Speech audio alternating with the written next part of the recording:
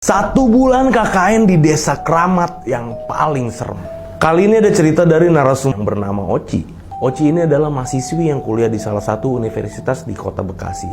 Saat itu, Oci dan teman-temannya diharuskan melaksanakan KKN di salah satu desa yang ada di daerah Jawa Barat untuk syarat kelulusannya. Jadi tepatnya untuk mereka menuju desa tersebut itu memakan waktu 1 jam lebih dari jalan utama. Bener-bener harus lewatin persawahan yang panjang, kuburan, terus ketemu sawah lagi. Bahkan gak ada lampu jalanan sama sekali. Bayangin aja deh segelap apa itu tempat kalau malam hari.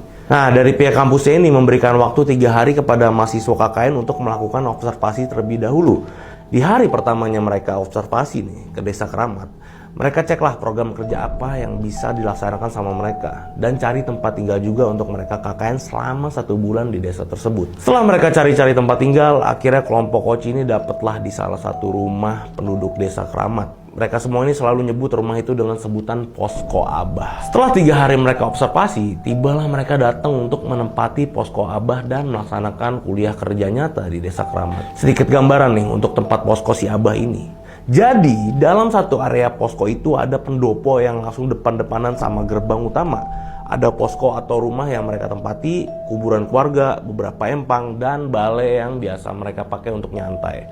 Satu lingkup posko itu benar-benar dikelilingi oleh pepohonan yang rindang banget ya. Di hari pertama mereka mau menempati rumah itu nih, mereka semua ngelakuin bersih-bersih kayak biasa lah, layaknya orang-orang yang baru pindahan ke rumah baru. Nah, untuk ruangan di dalam posko atau di rumah itu nih, terdapat 3 kamar. Ada kamar cowok yang diisi 5 orang dan di sampingnya ada 2 kamar cewek. Tapi karena satu kamarnya ini ukurannya gede banget, jadi mereka mutusin buat cewek-cewek ini tidur di satu kamar aja deh. Alhasil ada 1 kamar lagi yang gak kepake. Karena kamar yang gak kepake itu langsung nyambung sama dapur. Mereka jadiin lah tuh kamar itu untuk simpen barang-barang aja. Nah, setiap mahasiswa KKN ini diharuskan punya job desk-nya masing-masing. Dan salah satu job desk Oci ini di bagian media sosial ya. Yang dimana dia harus laporan ke kampus dari setiap kegiatan KKN di kelompoknya tuh. Masih di hari yang sama, tepatnya di sore hari, selesai mereka beres-beres, Oci ini ngajak teman-temannya buat bikin konten dokumentasi. Dia bikinlah videonya di dekat kuburan keluarga yang ada di posko itu. Dikarenakan view dan angle-nya ini bagus banget, langsung ngarah ke persawahan gitu ya. Nah, ketika mereka lagi bikin video, di situ mereka nemuin hal janggal. Oci dan teman-teman ini ngelihat kok ada kuburan yang benar-benar masih baru banget. Bunga 7 rupanya aja tuh masih pada fresh. Di sini mereka coba abaikan lah ya, lanjut bikin konten di kuburan itu.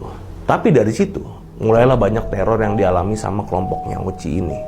Di malam harinya, dia sama teman-teman ini melaksanakan diskusi untuk ngobrol mengenai program kerja individu dan program kerja dari tema yang dikasih sama pihak kampus. Tepat di mana mereka semua lagi pada diskusi nih, mereka ngedenger ada suara-suara seperti barang berjatuhan. Tapi di sini mereka coba abaikan lah. Sampai di hari ke-7, tepatnya di malam hari, sekitar jam 8 malam. Seperti biasa kan, mereka ngelakuin diskusi di depan posko buat ngebahas soal program kerja dan ngobrol-ngobrol santai. Tanpa disadari, mereka semua nih udah ngobrol sampai jam 12 malam. Beberapa dari mereka nih, terutama yang cewek-cewek, pada baliklah ke kamar buat tidur. Tapi di sini si Oci dan 7 temennya masih tetap di depan posko buat ngobrol-ngobrol. Salah satu dari temen yang cewek ini ada yang namanya Inul ya. Si Inul ini ngerasa badannya panas kayak orang kebakar. Di sini mereka mikir mungkin Inul sakit. Mereka suruhlah Inul ini buat masuk ke dalam aja. Tapi pas Inul masuk, tiba-tiba.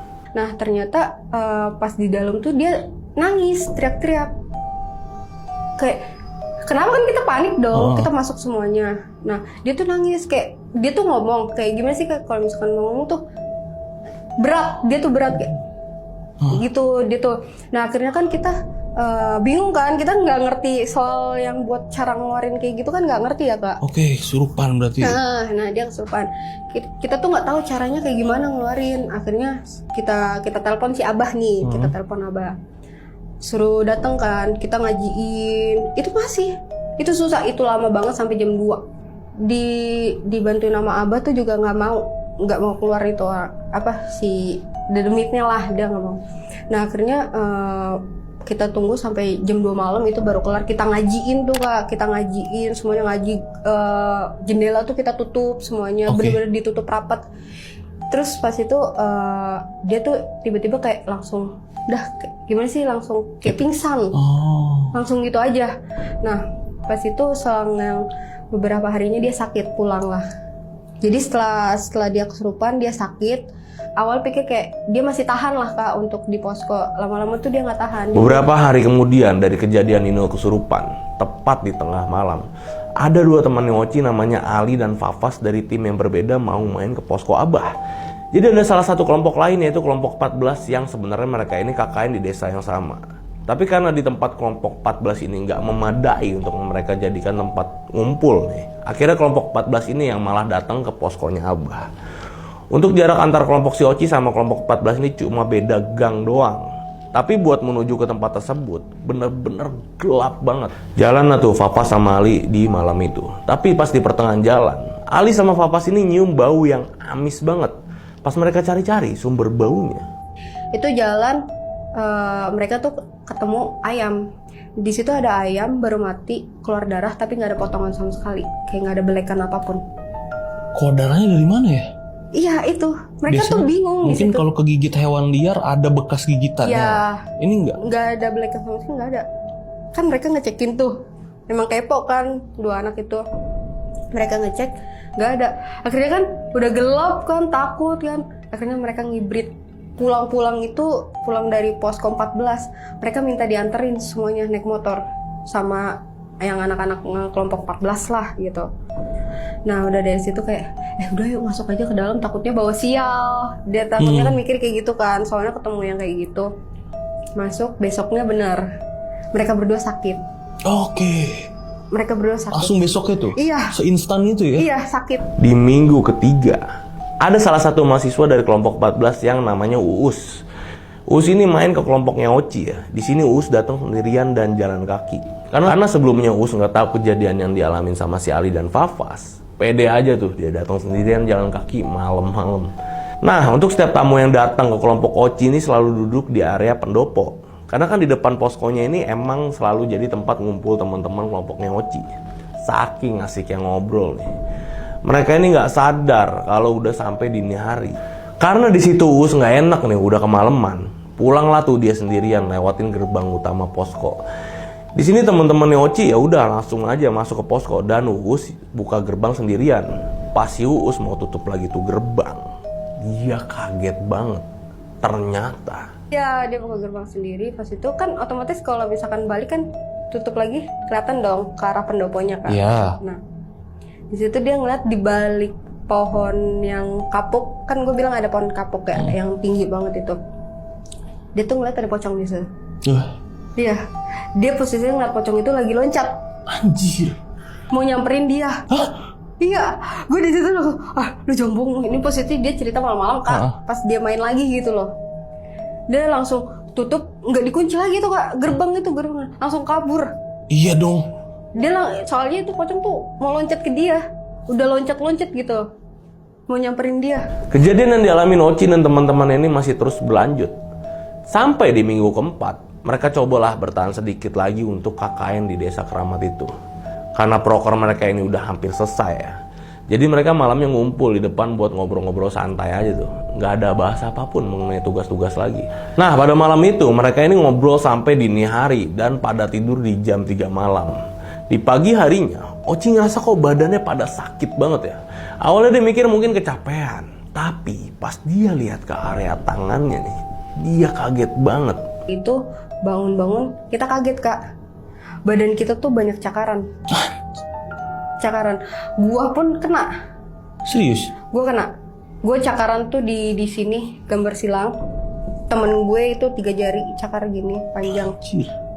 Itu banyak, bukan 1-2 orang, 3. Berarti luka dong ya jadi. Ada.